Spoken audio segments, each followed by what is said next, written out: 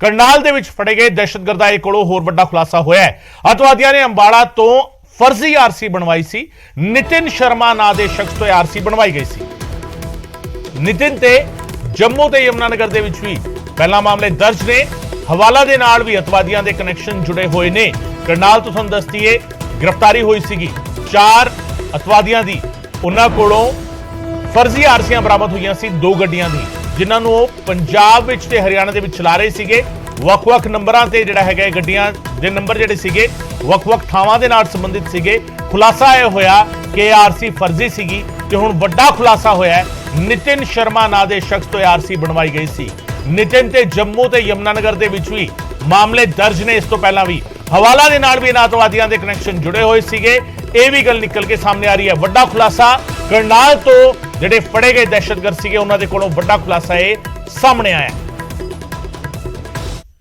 दौरान जो 2 आरसीज बरामद हुई थी उनकी भी जहां साथ में की जा रही थी, उन आरसीज का जो डिटेल्स थी उनका वेरिफिकेशन करने पे यह पाया गया कि एक्चुअली में प्राइमा फेसिया फर्जी है।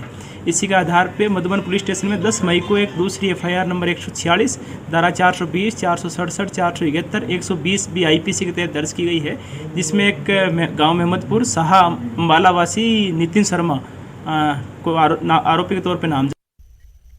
ਤੇ ਹਿਮਾਂਸ਼ੂ ਨਾਰੰਗ ਸਾਡੇ ਸਹਿਯੋਗੀ ਫੋਨ ਲਾਈਨ ਤੇ ਸਾਡੇ ਨਾਲ ਜੁੜ ਰਹੇ ਨੇ। ਹਿਮਾਂਸ਼ੂ, ਕੀ ਕੁਝ ਨਿਕਲ ਕੇ ਹੋਰ ਸਾਹਮਣੇ ਆ ਰਿਹਾ ਇਸ ਪੂਰੇ ਮਾਮਲੇ ਵਿੱਚ? गगन 4 आतंकी गिरफ्तार हुए थे और ये जब पंजाब से, क्योंकि इनके तार जुड़े हुए थे, पंजाब में ये अमृतसर से तरन तारण जाते थे या फिर अमृतसर से फिरोजपुर जाते थे, तो वहां पर गाड़ियों का इस्तेमाल करते थे। लेकिन उन गाड़ियों की इन्होंने फर्जी आरसी बनवाई हुई थी और फर्जी नंबर प्लेट उन पर लगाई हुई थी और ये गाड़ियां पानीपत और यमुनानगर की थी। और जिससे ये फर्जी आरसी और नंबर प्लेट बनवाई थी वो नितिन शर्मा नाम का एक व्यक्ति है जो अंबाला का रहने वाला है। पुलिस को इनपुट्स मिले हैं और जल्द ही पुलिस इसको आज या कल में गिरफ्तार भी कर लेगी। यमुनानगर और जम्मू में इसके खिलाफ पहले भी मामले दर्ज हैं और जम्मू में ये जेल के अंदर भी रहा है। ये भी जानकारी मिली है कि हवाला के भी इनके साथ संपर्क थे, यानी कि जो हवाला का पैसा एक स्थान से दूसरे स्थान जाता है वो पैसा भी इनके पास आता था और उसी पैसे से ये आतंकी गतिविधियों के अंदर उसे अंजाम देते थे। यानी कि जो आतंकी गतिविधियां थी उसमें उस पैसे का इस्तेमाल किया जाता था। ये भी जानकारी सामने निकल कर आई है कि जो पाकिस्तान से इनके पास विस्फोटक सामग्री आती थी उसके साथ इन्हें ड्रग्स भी मिलती थी और तकरीबन सितंबर से लेकर मार्च तक ये 14 पैकेट पाकिस्तान से ड्रग्स के आ चुके थे और एक पैकेट की कीमत 1 लाख रुपए थी। यानी कि 14 लाख रुपए वहां से ये उन ड्रग्स को बेचते थे और उससे पैसे आते थे और उस पैसे को भी ये आतंकी गतिविधियों में इस्तेमाल करते थे।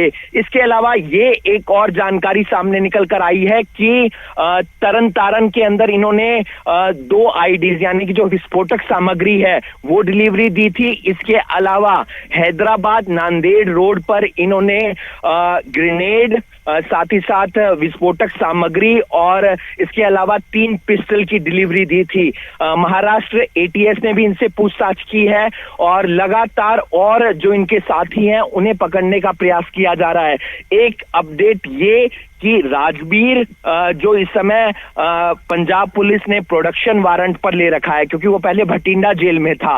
राजवीर वही व्यक्ति है जिसने आतंकी गुरप्रीत की मुलाकात रिंदा से ऐप के जरिए करवाई थी और जब पंजाब पुलिस का प्रोडक्शन वारंट खत्म हो जाएगा करनाल पुलिस उसे प्रोडक्शन वारंट पर लेगी और उससे गहनता से पूछताछ करेगी ताकि और इस मामले में खुलासे हो सके।